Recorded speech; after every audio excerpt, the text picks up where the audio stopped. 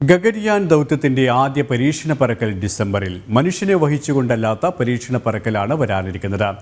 C-32 cryogenic ഘട്ടം ഉൾപ്പെടെ എല്ലാ റോക്കറ്റ് വിഭാഗങ്ങളും ശ്രീഹരിക്കോട്ട സതീഷ് ധവാൻ സ്പേസ് സെന്ററിൽ എത്തിക്കഴിഞ്ഞു.